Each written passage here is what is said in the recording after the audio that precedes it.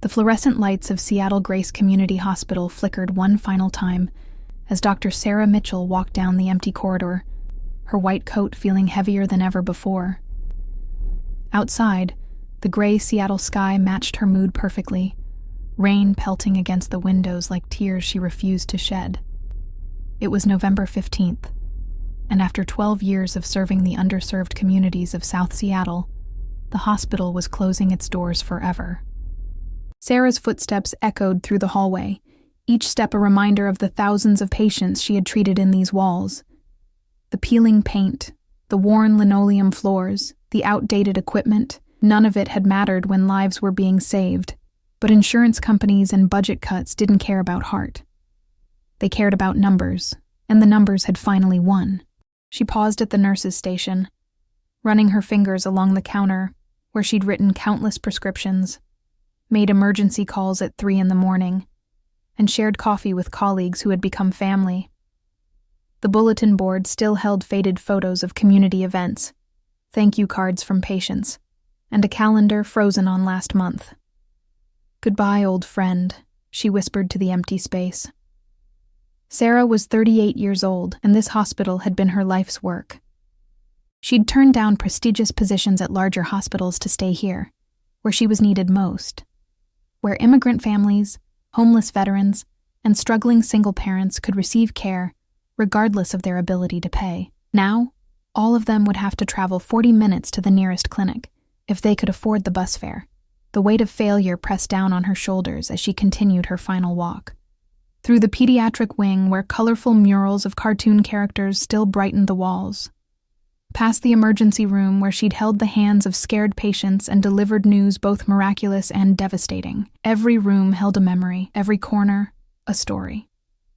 If you're enjoying this story so far, make sure to subscribe to our channel. We share stories of love, hope, and second chances every week, and your support means everything to us. Sarah reached the main entrance and pulled out the keys that would lock these doors forever. Her hands trembled slightly as she inserted the key into the lock. This was really happening. Seattle Grace Community Hospital, the place where she'd found her purpose, where she'd grown from an idealistic young doctor into someone who truly understood what healing meant, was gone. Just as she was about to turn the key, the automatic doors behind her suddenly whooshed open. "Wait!" a child's voice called out. Sarah turned to see a little girl, no more than 6 years old, running down the corridor toward her. The child's sneakers squeaked against the floor, her pigtails bouncing with each hurried step. Behind her, a woman was rushing to keep up, calling out, "Emily, slow down." The little girl stopped right in front of Sarah, her brown eyes wide with recognition and excitement. She turned back to the woman following her and pointed directly at Sarah. "Mamãe é ela!" the girl exclaimed in Portuguese, then quickly switched to English. "Mommy, it's her! It's Dr. Sarah!" The woman finally caught up, slightly out of breath. When she looked up and her eyes met Sarah's, time seemed to stop. The woman's hand flew to her mouth, and tears immediately began streaming down her face. "Dr. Mitchell," the woman whispered, her voice thick with emotion. I can't believe it's really you." Sarah stared at the woman and child, her mind racing to place them. There had been so many patients over the years, so many faces. But something about this woman's eyes, warm, dark, filled with gratitude and recognition, stirred a memory. "I'm sorry," Sarah said gently. "I don't quite remember. 4 years ago," the woman said, her voice breaking. "Emily had pneumonia, severe pneumonia. We had no insurance, no money. Every hospital turned us away. But you..." She had to pause to compose herself. "You stayed with her for 3 nights straight. You paid for her medications out of your own pocket. You saved her life when no one else would even look at her." The memory came flooding back. A terrified young mother, barely speaking English, holding her burning-up daughter in the emergency room at 2 a.m. The child's oxygen levels dangerously low, her little body fighting an infection that was winning. Sarah remembered making the decision instantly. This child would receive care, insurance be damned. "Jessica," Sarah breathed, the name coming back to her. Jessica Torres, and Emily. She looked down at the little girl who was now healthy, vibrant, so full of life. "My God, you've grown so much." Emily beamed up at her. "I'm in first grade now, and I never get sick anymore. Mommy says it's because you're an angel." Sarah's eyes filled with tears. The tears she'd been holding back all day finally breaking through. "I'm no angel, sweetheart. I'm just a doctor who did her job." "No," Jessica said firmly, stepping closer. She reached out and took Sarah's hand. "You're the reason my daughter is alive. You're the reason I still have my Emily. When we heard the hospital was closing," her voice trailed off as she looked around the empty corridor, "we had to come. We had to see you one more time, to thank you." Sarah squeezed Jessica's hand, overwhelmed by the warmth of her touch and the sincerity in her eyes. In this moment of her greatest professional defeat, here was a reminder of why she'd become a doctor in the first place. Not for the prestige or the money, but for moments exactly like the one that had brought Jessica and Emily into her life. "You have no idea how much I needed to hear that today," Sarah admitted, her voice barely above a whisper. Jessica seemed to really look at Sarah then, noticing the keys in her hand, the sadness in her eyes, the weight she was carrying. "You're closing the hospital yourself? Today?" Sarah nodded, not trusting herself to speak. "Then let us walk with you," Jessica said softly. "You shouldn't have to do this alone." And so, in the fading afternoon light filtering through the hospital windows, the three of them stood together in that corridor. A doctor who had given everything, a mother who had received the greatest gift, and a child who represented hope itself. The rain continued to fall outside, but inside, something unexpected was beginning to bloom. Sarah didn't know it yet, but this chance encounter would change everything. Sometimes, the end of one chapter is simply the beginning of another, written by hands we never expected to hold. 3 days after the hospital closed, Sarah sat in her small apartment in the Capitol Hill neighborhood, staring at her laptop screen. Job applications, medical journals, networking emails, everything blurred together into a fog of uncertainty. She'd been a doctor for 15 years, but right now, she felt lost. Her phone buzzed. An unknown number. "Dr. Mitchell? It's Jessica Torres. From the hospital the other day. I hope it's okay that I'm calling. I got your number from the hospital's old directory before everything." Sarah found herself smiling for the first time in days. "Jessica, of course it's okay. How are you? How's Emily?" "She's wonderful. Still talking about seeing you. Actually, that's why I'm calling." Jessica paused, and Sarah could hear the nervousness in her voice. "I know this might be forward, but would you like to meet for coffee? I'd really like to talk to you. If you're not too busy, I mean. I'm sure you have a lot going on with the hospital closing and everything." "I'd love to," Sarah said, surprising herself with how much she meant it. When and where? They agreed to meet the next morning at Café Allegro, a cozy coffee shop near the University of Washington. Sarah arrived first, ordering a black coffee and choosing a table by the window. The November morning was characteristically gray, but the cafe was warm and inviting, filled with the rich aroma of espresso and the gentle murmur of conversation. Jessica arrived right on time, and Sarah was struck by how different she looked in casual clothes: jeans, a rust-colored sweater, her dark hair loose around her shoulders instead of pulled back. She was younger than Sarah had initially thought, probably in her early 30s, with a warmth in her smile that lit up the entire cafe. "Thank you for coming," Jessica said as she sat down, wrapping her hands around her latte. "I wasn't sure if you'd want to see me again. I know we're basically strangers." "Strangers who share a pretty significant moment," Sarah replied. "How is Emily doing? Really?" Jessica's entire face softened when she talked about her daughter. "She's thriving, healthy, happy, doing great in school. She loves reading and wants to be a doctor when she grows up."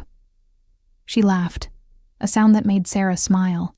I wonder where she got that idea. They talked easily, the conversation flowing naturally from Emily to Jessica's work as a bilingual teacher's aide at a local elementary school, to Sarah's uncertain future. Jessica was originally from Brazil, having moved to Seattle 8 years ago following a difficult divorce from Emily's father. She'd built a life here through determination and hard work, though it hadn't always been easy. "When Emily got sick," Jessica said quietly, stirring her latte, "I thought I was going to lose everything. I'd already lost my marriage, my home country, my family.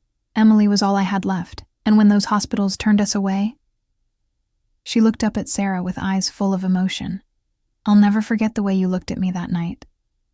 Not with pity, but with understanding, like you really saw us." Sarah reached across the table, touching Jessica's hand gently. "I did see you. I saw a mother fighting for her child.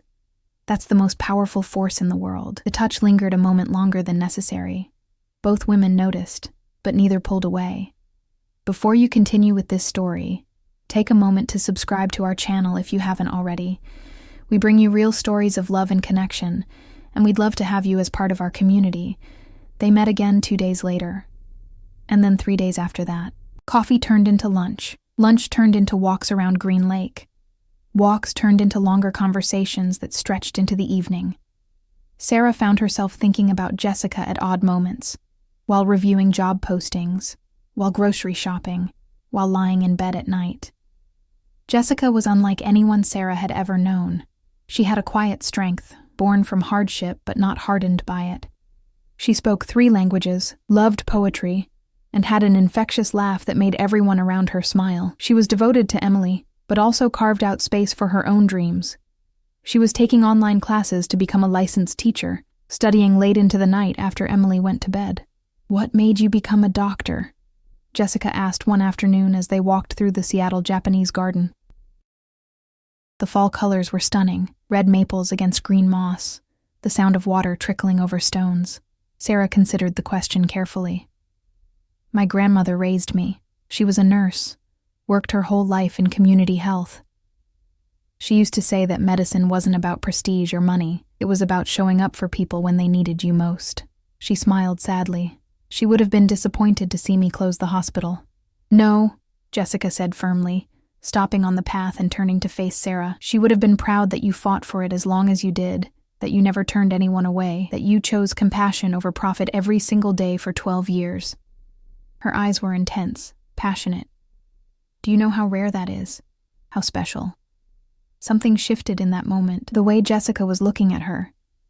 The autumn light filtering through the trees, the feeling of being truly seen by another person. Sarah felt her heart skip in a way that had nothing to do with medicine. "Thank you," Sarah whispered. "I needed to hear that." They started walking again, and this time, their hands found each other naturally. Neither of them mentioned it, but neither of them let go. Over the next few weeks, Sarah and Jessica became inseparable. Sarah helped Emily with her homework, teaching her about the human body and answering her endless curious questions. Jessica introduced Sarah to Brazilian food, teaching her how to make pão de queijo and brigadeiros. They watched movies together, cooked together, talked for hours about everything and nothing. Sarah's friends started to notice the change in her. "You seem different," her colleague Dr. Patricia Chen said over drinks one evening, "lighter somehow. Even with everything that happened with the hospital." "I met someone," Sarah admitted, unable to keep the smile off her face. "Someone?" Patricia raised an eyebrow. "Tell me more."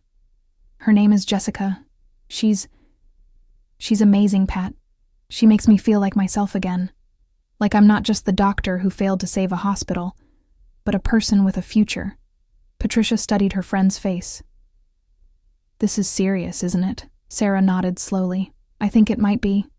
"Is that crazy? We've only known each other for a few weeks." "The heart doesn't work on a schedule," Patricia said with a smile. "When you know, you know." Does she feel the same way?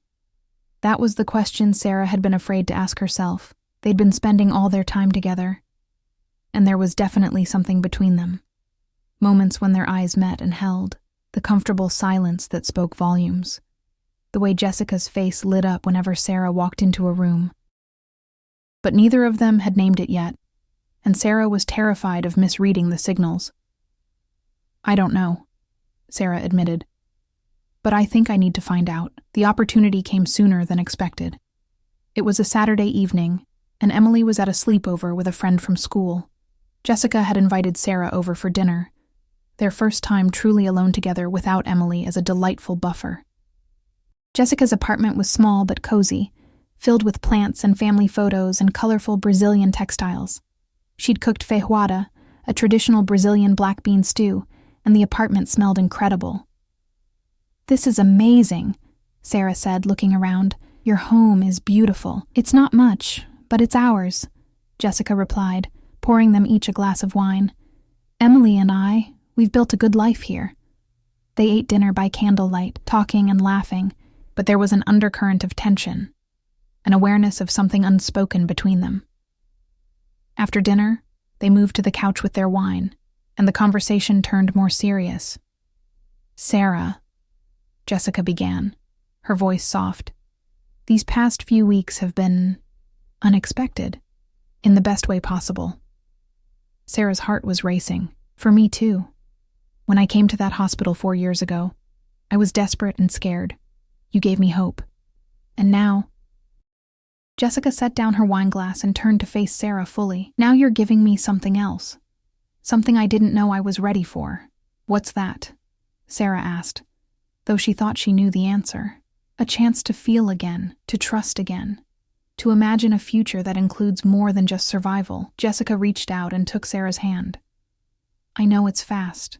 I know it might seem crazy, but I can't stop thinking about you, about us." Sarah felt tears prick her eyes. "Jessica, I feel the same way. I've been trying to figure out how to tell you. You and Emily, you've given me a reason to believe in new beginnings when I thought everything was ending." Jessica moved closer, and Sarah could see the vulnerability in her eyes, the courage it took to be this honest. "Can I kiss you?" Jessica whispered. "Please," Sarah breathed. The kiss was gentle at first, tentative, both of them aware of the significance of this moment. Then it deepened, becoming more certain, more real. When they finally pulled apart, both women were smiling through tears. "Well," Jessica said with a shaky laugh, "I guess we're doing this. I guess we are." Sarah agreed, pulling her close again. "And I couldn't be happier about it." Outside, the Seattle rain continued its eternal rhythm. But inside Jessica's apartment, 2 women had found something neither of them had been looking for, but both desperately needed. A love that had grown from gratitude into something much deeper, much more powerful. A love that would be tested in the days to come, but would prove stronger than either of them imagined. The next morning, Sarah woke up in Jessica's apartment, wrapped in her arms on the couch where they'd fallen asleep, talking into the early hours. Soft morning light filtered through the curtains, and for the first time in months, Sarah felt truly at peace. "Good morning," Jessica murmured sleepily, pressing a kiss to Sarah's shoulder. "Good morning," Sarah replied, turning to face her. "Is this real?" Jessica laughed softly. "Very real. And we have about an hour before I need to pick up Emily, so let's make some coffee and figure out how to tell a 6-year-old that her favorite doctor is now my girlfriend." The word girlfriend sent a thrill through Sarah. At 38, she'd had relationships before, but nothing had ever felt quite like this. So natural, so right, so full of possibility. They were in the kitchen making breakfast when Jessica's phone rang. She frowned at the screen. "It's Maria, my neighbor." "That's odd. She knows Emily is at a sleepover," she answered, and Sarah watched as Jessica's expression changed from confusion to concern to excitement. "What? Are you serious? When did this start? Okay, I'll check my email. Thank you for calling me." "What is it?" Sarah asked as Jessica grabbed her laptop. "Maria said there's something online about the hospital. Something big." Jessica opened her email and gasped. "Sarah, look at this." Sarah came around to look at the screen. It was a message from someone named David Chen, who introduced himself as a community organizer. But it was the attached link that made Sarah's breath catch. The link led to a crowdfunding page titled Save Seattle Grace Community Hospital. The page was filled with photos of the hospital, testimonials from patients, and a detailed plan for reopening the facility as a community-owned nonprofit. The fundraising goal was set at $500,000, but that wasn't the most shocking part. In just 3 days, the campaign had already raised $127,000. "I don't understand," Sarah whispered, scrolling through the hundreds of donations. $5 here, $20 there, a few larger donations of $100 or $200, each one accompanied by a comment. "Dr. Mitchell delivered my son. when no other hospital would take me. The nurses at Seattle Grace saved my father's life. This hospital is the heart of our community. Doctor. Sarah believed in me when I had nothing. Time to believe in her. Sarah's hands were shaking. Who did this? Jessica was already on her phone, calling the number from the email. She put it on speaker. Hello? A male voice answered. Hi, this is Jessica Torres. You emailed me about the hospital campaign. Ms. Torres, yes. Thank you for calling. I'm David Chen. Actually, I don't know if you remember, but my mother was a patient at Seattle Grace. Dr. Mitchell treated her diabetes for years. When I heard the hospital was closing, I couldn't just stand by. Sarah leaned toward the phone. This is Dr. Mitchell. David, I remember your mother. Mrs. Chen, how is she? She's doing well, thanks to you. Dr. Mitchell, I work in nonprofit management, and when I heard what happened, I started reaching out to former patients. The response has been overwhelming. People want to save this hospital. They need it to stay open. But $500,000. Sarah started. Is just the beginning, David interrupted. That's for the first 6 months of operation. Basic staffing, equipment maintenance, utilities. We're also working on grant applications, and I've been in contact with several philanthropic organizations. But here's the thing, Dr. Mitchell. We need you. This only works if you're willing to come back and lead it. Sarah looked at Jessica, who was watching her with hopeful eyes. I need some time to think about this. Of course. But Dr. Mitchell, we're having a community meeting tomorrow at Rainier Community Center at 2 p.m. Would you consider coming? The people who are funding this campaign, your patients, they deserve to meet you face to face. Sarah agreed and hung up, her mind reeling. Jessica immediately wrapped her arms around her. This is incredible, Jessica said. Sarah, do you realize what this means? It means I might not be unemployed, Sarah replied with a shaky laugh. But Jessica, running a community-owned hospital, the responsibility, the pressure. What if I fail again? Jessica pulled back and took Sarah's face in her hands. You didn't fail the first time. The system failed. But this time, you won't be alone. You'll have an entire community behind you. You'll have me behind you. The next day, Sarah walked into Rainier Community Center with Jessica by her side. Emily had wanted to come too, making Sarah promise to tell her all about it later. The room was packed, easily 200 people, standing room only. Sarah recognized faces from years of practice. Mrs. Chen, the Martinez family, old Mr. Kowalski, who always brought her homemade pierogies, young mothers whose babies she'd delivered, teenagers she'd treated for everything from broken bones to heartbreak. When Sarah entered, the room erupted in applause. David Chen, a professional-looking man in his 40s, met them at the door. Dr. Mitchell, welcome. Are you ready? As ready as I'll ever be, Sarah replied, squeezing Jessica's hand one last time before walking to the front of the room. The applause died down, and Sarah looked out at all those faces filled with hope, determination, and love. She thought about her grandmother, about why she'd become a doctor in the first place, about Jessica and Emily and the second chance at happiness she'd found.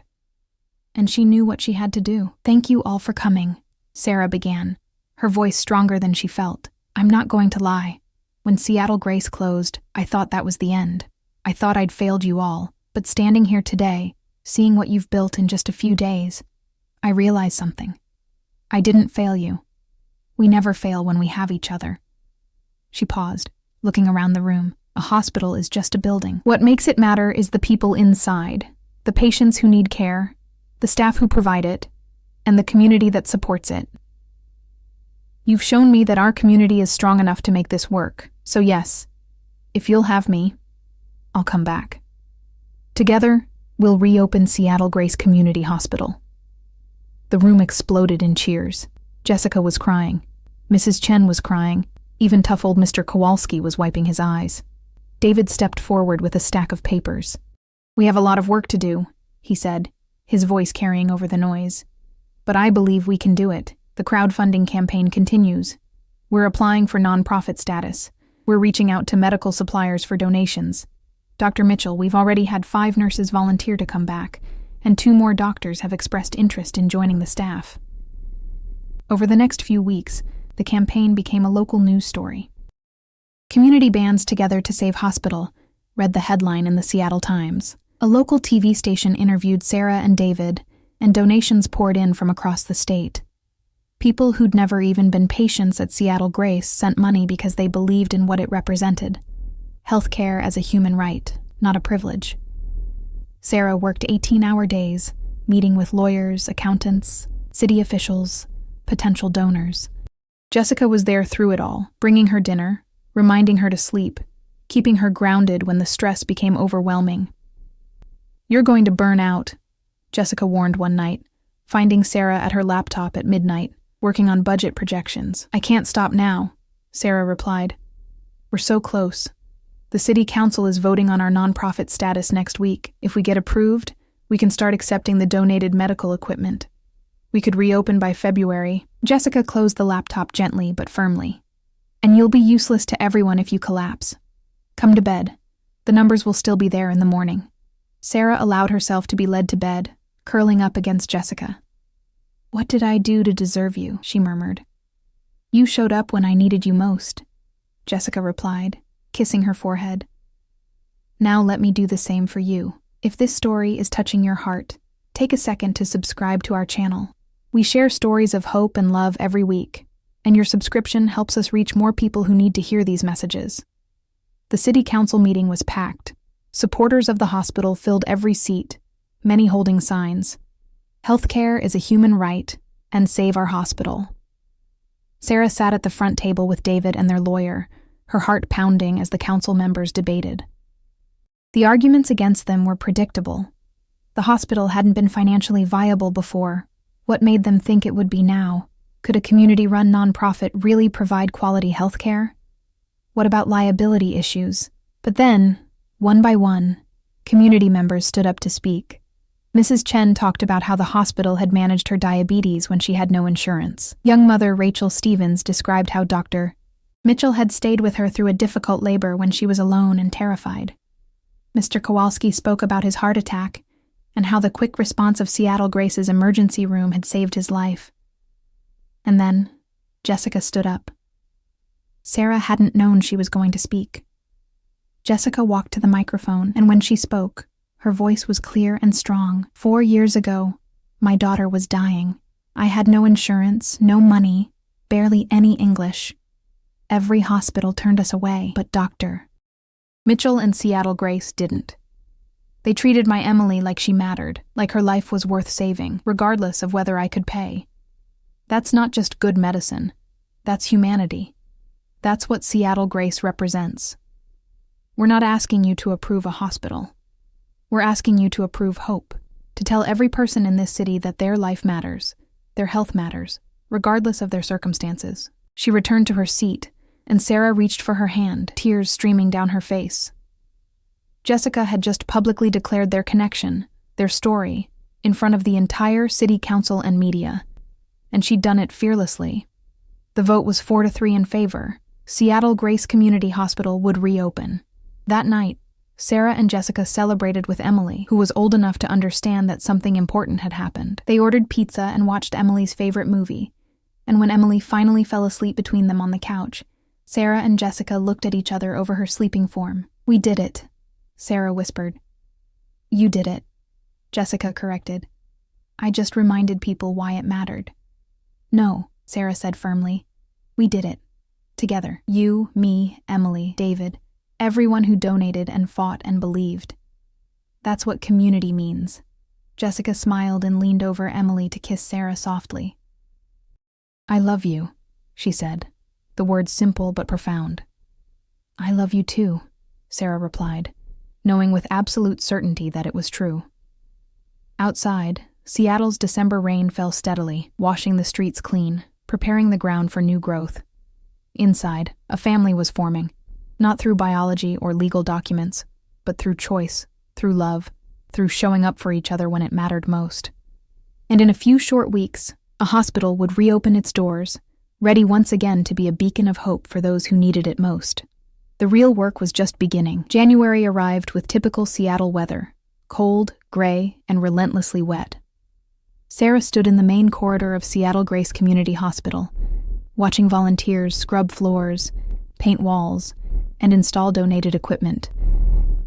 The building was coming back to life, but the challenges were mounting faster than solutions. Dr. Mitchell, we have a problem with the electrical in the East Wing, called out Marcus, their volunteer contractor. It's going to cost about $15,000 to bring it up to code. Sarah closed her eyes briefly, doing mental math.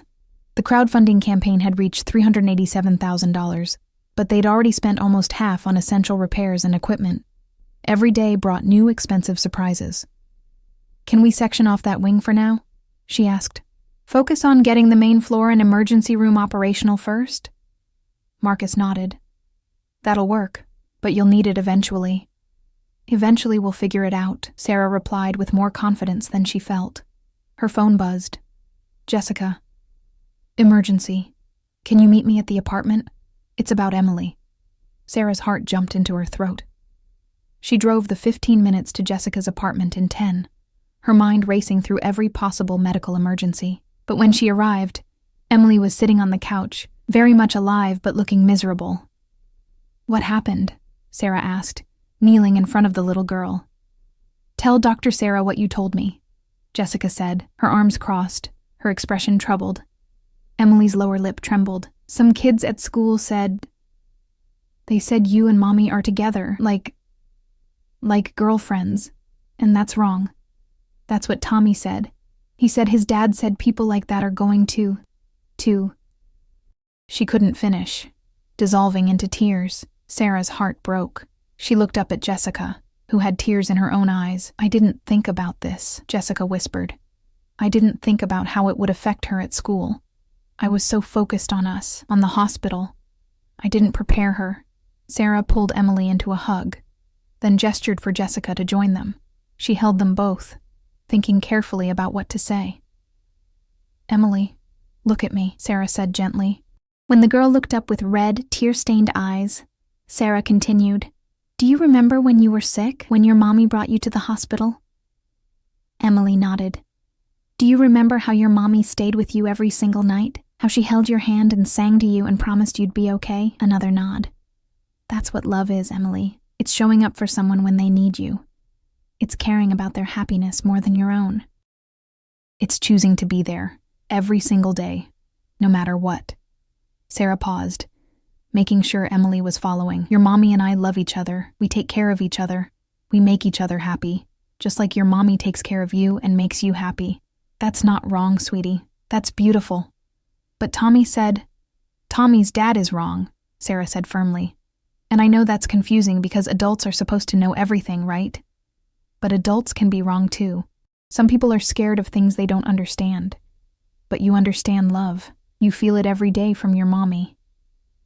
Emily was quiet for a moment, processing. Do you love Mommy the way she loved Daddy? It was a fair question, and Sarah answered honestly, I love your mommy in my own way.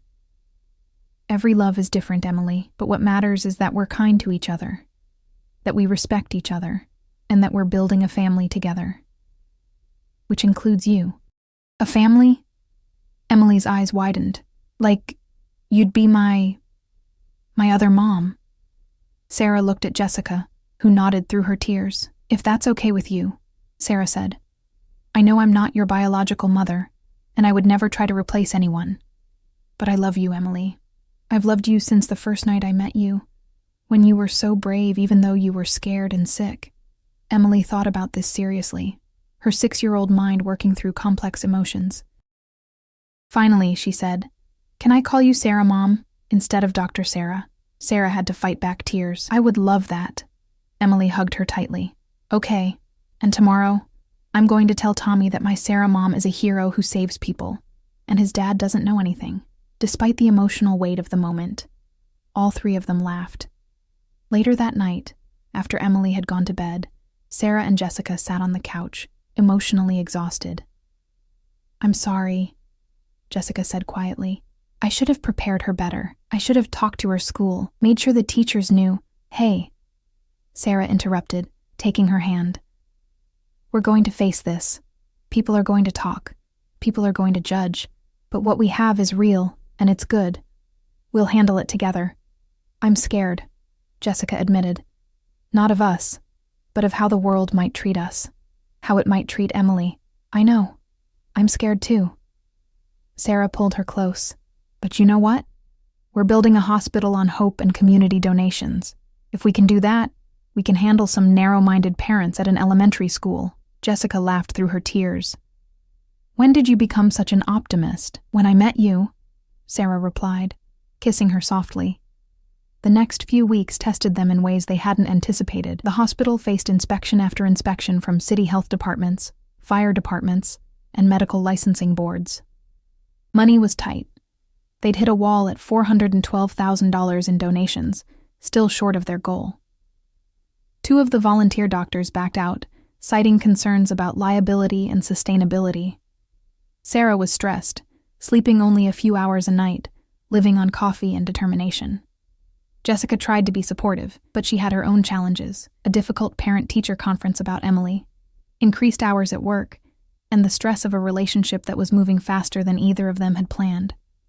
They had their first real fight on a rainy Wednesday evening in February.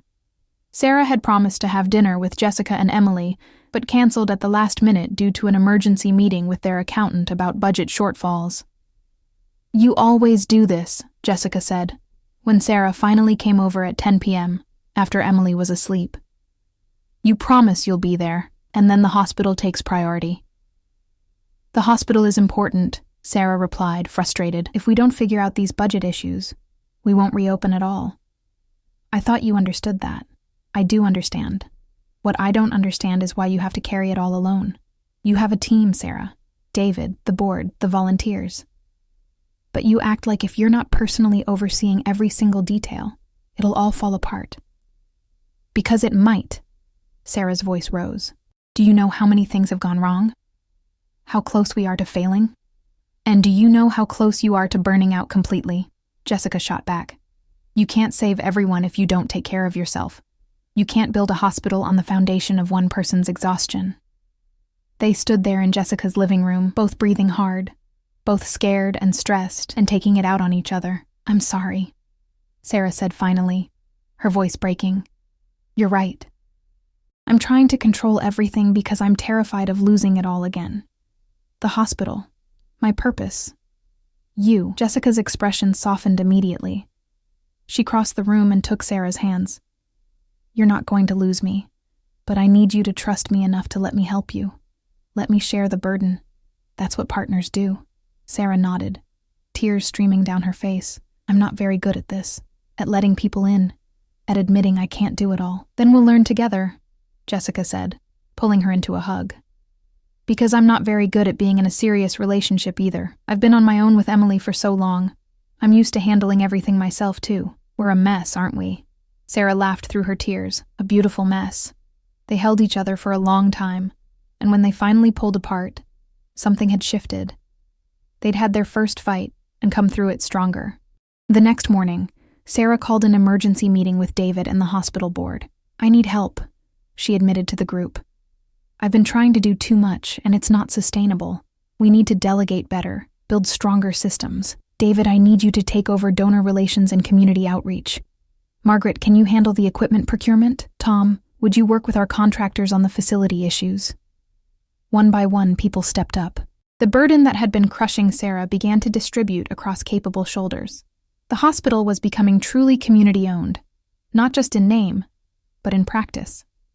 If you're enjoying this journey, please subscribe to our channel. Every subscription helps us share more stories of love, community, and resilience. By the end of February, against all odds, Seattle Grace Community Hospital was ready to reopen. They hadn't met their full funding goal, but they'd reached enough to operate for 6 months while continuing to fundraise. 3 doctors had signed on, including Patricia Chen, Sarah's old colleague. 8 nurses were ready to return. The emergency room was fully equipped, and they'd sectioned off areas they couldn't yet afford to renovate. The reopening ceremony was scheduled for March 1st. The night before, Sarah and Jessica lay in bed in Sarah's apartment, Emily asleep in the guest room that was gradually becoming her room. Are you nervous? Jessica asked. Terrified, Sarah admitted. What if we've built this whole thing and no one comes? What if we can't sustain it? Then we'll figure it out, together. Jessica propped herself up on her elbow, looking down at Sarah. You know what I realized today? 6 months ago, I was a single mother barely making ends meet. Too scared to date, too focused on survival to dream, and you were about to close a hospital, probably move away, start over somewhere else. And now? Sarah asked. Now we're building something beautiful, not just the hospital, but this, us. A family. A future. Neither of us was looking for this, but here we are. Sarah pulled her down for a kiss. Here we are, she echoed. Ready or not? Ready, Jessica said with certainty. We're ready. Outside, the Seattle rain had finally stopped, and for the first time in weeks, stars were visible in the clear night sky. Inside, 2 women held each other, drawing strength from their love, preparing for whatever challenges tomorrow would bring. They'd learned that love wasn't just about the easy moments. It was about showing up during the hard ones, choosing each other even when scared, building something together that neither could build alone. The hospital would open tomorrow, but tonight, in this quiet moment, they'd already built something that mattered more.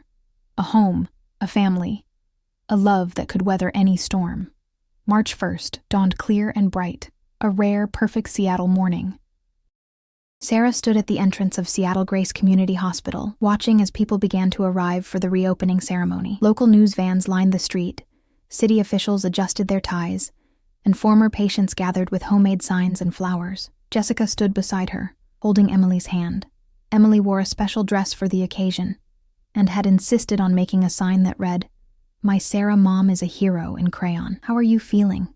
Jessica asked, squeezing Sarah's free hand. Like I'm about to walk a tightrope without a net, Sarah admitted, but also like I'm exactly where I'm supposed to be. David Chen approached with Patricia, who'd flown in from San Francisco specifically to be part of the reopening team. Dr. Mitchell, we're ready whenever you are. The ceremony was held in the main corridor. The same corridor where Sarah had planned to lock the doors forever 4 months ago. The same corridor where Emily had called out, "Mommy, it's her," and changed everything. Mayor Linda Martinez stepped to the microphone. Ladies and gentlemen, we're here today because a community refused to accept that healthcare should be a privilege. When Seattle Grace Community Hospital closed last November, it felt like we'd lost more than a building. We'd lost a promise. The promise that every person, regardless of their income or insurance status, deserves quality medical care. She gestured to Sarah, but one doctor never gave up on that promise. Dr. Sarah Mitchell has spent her career putting patients before profit, compassion before cost. And when this hospital closed, this community said, "Not on our watch." The crowd applauded, and Sarah felt her cheeks warm. She caught Jessica's eye, drawing strength from her smile. "We've raised over $475,000, the mayor continued. We've secured a partnership with Seattle Medical School for resident rotations. We've established a sliding scale payment system so no one is turned away. And today, we officially reopen Seattle Grace as a nonprofit community hospital." Sarah was invited to speak. She walked to the microphone, her notes in hand. But when she looked out at all those faces, faces she'd treated, faces she'd saved, faces she'd cried with, she set the notes aside. 4 months ago, I stood in this exact spot preparing to close these doors. I thought I'd failed you all. But I was looking at it wrong. I hadn't failed. The system had failed. The system that treats healthcare like a business instead of a basic human right. She paused, looking around at the hospital that so many had fought to save. But you didn't accept that failure. You organized. You donated. You volunteered. You refused to let this hospital die because you understood what it represented. The radical idea that every life matters, that every person deserves care, that a community is only as strong as how it treats its most vulnerable members. Her voice caught, and she had to take a moment to compose herself. I'm a doctor. I've been trained to heal, to fix, to save lives, but over these past months, you've all taught me something important. Healing isn't just about medicine. It's about community. It's about showing up for each other. It's about building something together, that none of us could build alone. She looked directly at Jessica and Emily. And it's about letting yourself be healed too. About accepting help when you need it. About letting yourself be vulnerable enough to love and be loved in return. There wasn't a dry eye in the corridor. Sarah stepped away from the microphone as the mayor handed her oversized ceremonial scissors. Together with David, Patricia, and Jessica, she cut the ribbon stretched across the entrance. Seattle Grace Community Hospital is officially open. The crowd cheered, and people began flowing through the doors to tour the facility. Sarah was immediately surrounded by well-wishers, reporters, and grateful patients. But through it all, she kept Jessica and Emily in her line of sight, her anchor in the storm of attention. Later, after the ceremony, after the tours, after the last reporter had left and the last donor had been thanked, Sarah gave Jessica and Emily a private tour of her office. "This is where I'll work?"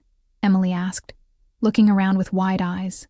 "Well, this is where Sarah Mom will work," Sarah corrected with a smile. "But you're always welcome to visit." Emily ran to the window, looking out over the neighborhood. "I can see my school from here." Jessica came up beside Sarah, slipping her arm around her waist. "You did it," she said softly. "You actually did it." "We did it," Sarah corrected. "I couldn't have done any of this without you, without the reminder of why it all matters." They stood there for a moment, watching Emily explore, both of them aware of how much their lives had changed in 4 short months. "Sarah," Jessica said hesitantly, "I've been thinking about something. About us and about the future." Sarah turned to face her, suddenly nervous. "What is it?" "Emily and I. We've been in that apartment for 6 years. It's small, it's expensive, and honestly, it's never really felt like home." Jessica took a breath. "Your apartment is bigger. It's closer to Emily's school and to the hospital. And I was thinking, maybe we could look for a place together. All 3 of us." Sarah's heart soared. "You want to move in together?" "I want to build a life together. A real life. Not just dating, not just figuring it out as we go, but actually planning a future together." Jessica's eyes were bright with hope and vulnerability. "Is that crazy? Is it too fast?" "It's terrifying," Sarah admitted. "And perfect. And yes, absolutely, yes." They kissed, and Emily made exaggerated gagging sounds from across the room, making them both laugh. "Emily," Jessica called out, "how would you feel about moving into a new place with Sarah Mom?" Emily's face lit up. "Really? Can I have my own room? And can we get a dog?" "Let's start with the room and negotiate the dog later," Sarah said, laughing. The first day of the hospital's reopening was chaotic but successful. 23 patients were seen in the emergency room. The primary care clinic was fully booked. A woman gave birth in the delivery room that had been renovated with donated equipment. By the end of the day, Sarah was exhausted but exhilarated. Patricia found her in her office at 8 p.m., still going through charts. "You need to go home, Sarah." "I will. Just finishing up." "No, I mean you really need to go home. You have a family waiting for you now. That's what you fought for, isn't it? Not just to save the hospital, but to save yourself." Sarah looked up at her friend, who knew her better than almost anyone. "You're right. Thank you, Pat. For everything. For believing in this. Always," Patricia replied. "Now go. I'll lock up." Sarah drove to Jessica's apartment, where they'd agreed to have dinner. When she arrived, she found Jessica and Emily had cooked, or attempted to cook, a celebration meal. The kitchen was a disaster. Something was definitely burned, but the smile on both their faces made it perfect. "We made you dinner," Emily announced proudly. "It's supposed to be lasagna, but it's kind of crunchy." They ate the crunchy lasagna and laughed about the day and made plans for house hunting on the weekend. After Emily went to bed, Sarah and Jessica cleaned up the kitchen together, working in comfortable silence. "I have something for you," Jessica said suddenly, pulling a small wrapped package from a drawer. Sarah unwrapped it carefully. Inside was a framed photo, the picture from the reopening ceremony, showing Sarah, Jessica, and Emily cutting the ribbon together, all 3 of them smiling. "We're a family," Jessica said softly. "I wanted you to have something to remind you of this moment. The day everything came together." Sarah felt tears well up in her eyes. "It's perfect. You're perfect." I'm far from perfect, Jessica laughed. But I'm here, and I'm not going anywhere. If you've made it this far in this story, thank you for being part of this journey with us. Subscribe to our channel to hear more stories about love, hope, and community. Your support means everything. The months that followed were filled with growth and challenges. The hospital operated in the black for the first time in years, thanks to the community support and grants they'd secured. Sarah and Jessica found a beautiful house in the Beacon Hill neighborhood, 3 bedrooms, a small yard, perfect for a growing family, and maybe that dog Emily kept lobbying for. Emily thrived, becoming more confident at school, proudly introducing Sarah as her Sarah mom to anyone who would listen. When other kids asked questions, she had a simple answer. I have 2 moms who love me. Some kids have 1 mom, some have 1 dad, some have 2 dads, some have a mom and a dad. Families are all different, but love is love. 6 months after the reopening, the hospital received a major grant from a national foundation, securing its future for the next 5 years. David organized a celebration at the hospital, and this time, there was dancing and music and real hope. Sarah stood on the sidelines, watching Jessica dance with Emily, both of them laughing. Patricia came up beside her. You look happy, Patricia observed. I am, Sarah replied, truly happy, for the first time in a long time. You know what the secret is? Patricia asked. You stopped trying to save everyone alone. You let people in. You let yourself be saved too. Sarah nodded, thinking about how far she'd come. From the lonely, burned-out doctor, about to close a hospital, to this, a woman with a family, a thriving community hospital, and a future full of possibility. Jessica caught her eye from the dance floor and beckoned her over. Sarah joined them, taking Jessica's hand as Emily danced circles around them. I love you, Jessica said, loud enough to be heard over the music. I love you too, Sarah replied. Both of you, my family. That night, after the party, after they'd put Emily to bed in her new room in their new house, Sarah and Jessica sat on their back porch, watching the Seattle stars. Do you ever think about that day? Jessica asked. When Emily and I came to the hospital, when you were about to lock the doors. All the time, Sarah admitted. I think about how close I came to missing this, to missing you. But you didn't, Jessica said, leaning her head on Sarah's shoulder. You showed up. You've always shown up. That's what makes you extraordinary. We showed up, Sarah corrected. We keep showing up for each other. That's what makes us work. They sat in comfortable silence, both thinking about the journey that had brought them here. From a desperate night in an emergency room 4 years ago, to a chance encounter in a closing hospital, to this, a home, a family, a love that had healed them both. The hospital continued to thrive, serving thousands of patients who might otherwise have nowhere to go. Emily grew up surrounded by love and the knowledge that she was wanted, valued, and part of something bigger than herself. And Sarah and Jessica built a life that neither of them had been looking for, but both desperately needed.